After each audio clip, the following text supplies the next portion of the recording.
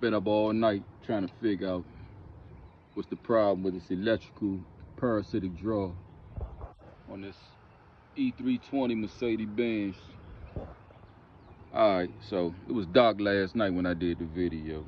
I was kind of tired, but I'm going to show you exactly what I just figured out.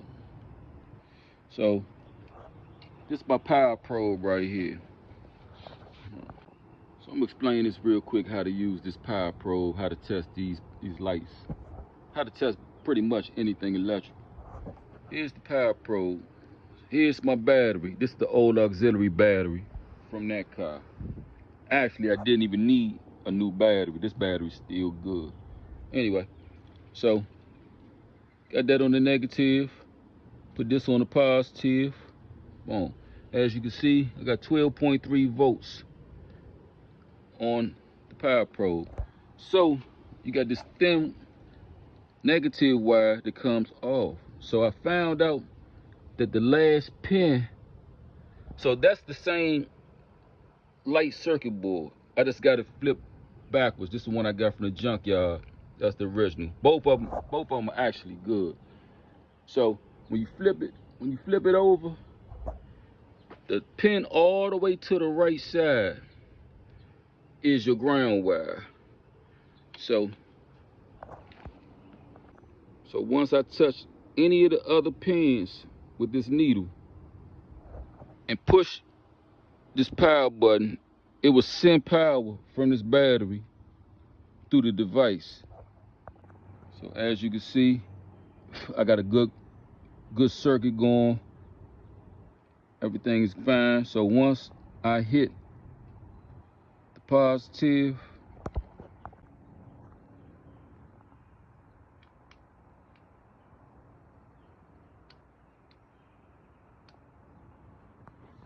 so basically each pin that I touch with that needle, it's actually 7 pins. The black wire is connected to the ground wire. So if I touch each pin, all of them will light up, which tells me both of these circuits, light circuit boards works. Now on these Mercedes, all the bulbs are soldered to the board. You can't change one bulb unless you resolder it. So you got to change the whole assembly. So basically, what I'm getting at is that Mercedes has a lot of other electrical problems. When you hit the trunk, when you hit the alarm button, the lights don't flash or anything. So it's alarm on this car. So none of the buttons work. But the inside will light up when you hit the button. The rear park lights don't work on the car, but the blinkers and the brake lights work on the driver's side. Also, the radio never worked in this car since I had this car. So it's a couple of other things. The sunroof, no power to the sunroof. So what I just figured out, I watched probably about 3 videos. Just watched about 3 videos. I think I figured it out, because even the inside trunk button won't release. No power to the trunk. So I had to take the key out of the key fob just to get into the trunk on this car.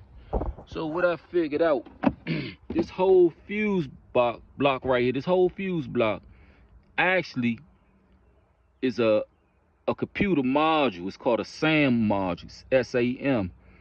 So I seen the guy, he said that it probably got wet, and the guy said he had no mechanical knowledge. He's not a mechanic.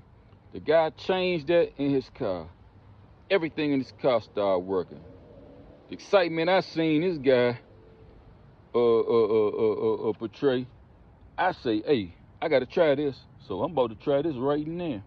On my way, waiting for the junkyard to open, because I'm not buying a new one. I'm gonna buy junkyard power, see if that work. And yeah, we're gonna go from there. Hold on, what else going on with this car? Other than that, like I said, I put a kill switch on the car because of the parasitic drawer. Everything kept draining. I actually ran a fuse between this wire because I don't trust, you know, this is one of them little TikTok shop little devices. I don't really trust it, so I added a fuse to it for protection.